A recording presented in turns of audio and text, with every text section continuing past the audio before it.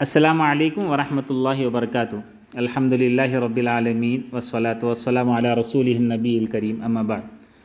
معزز سامعین، رجوع الی القرآن، اس کا ایک بہترین طریقہ جسے امت مسلمہ نے اختیار کیا تھا اور جس کی افادیت ہر زمانے میں مسلم رہی ہے، وہ درس قرآن کا پابندی سے انعقاد کرنا ہے۔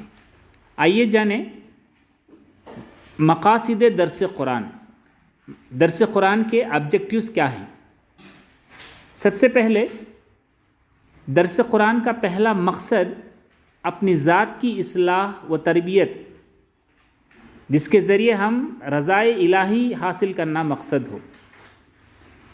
دوسرا مقصد ہے درس قرآن کا کہ درس قرآن کا مقصد لوگوں کی ہدایت عامہ کا جذبہ ہو اور اس کے لیے خصوصی تڑپ پیدا کرنا مقصود ہو۔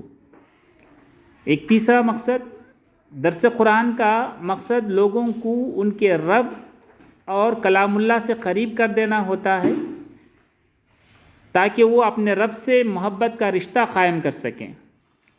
چوتھا مقصد یہ ہے کہ درس قرآن سے مخاطبین کی اصلاح و تربیت پیش نظر ہو، جس سے وہ جہنم سے بچ جائیں اور وہ جنت کے مستحق بن سکیں۔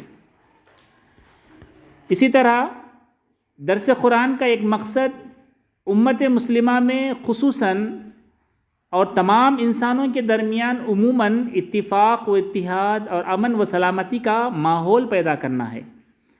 درس قرآن کے ذریعے ایک مقصد یہ بھی ہے کہ درس قرآن کے ذریعے عصری مسائل کے قرآنی حل کی طرف توجہ دلانا مقصود ہو، تاکہ لوگوں کے درمیان قرآنی حل ایک بہترین انتخاب بن کر ابھرنے لگے۔ درس قرآن کا ایک مقصد یہ بھی ہے کہ درس قرآن میں مسلکی، گروہی، جماعتی بلکہ تمام غیر اسلامی تعصبات سے اوپر اٹھ کر صرف اور صرف منبع وحی الہی یعنی کلام وحی سے رشتہ مضبوط کرنا مقصد ہو۔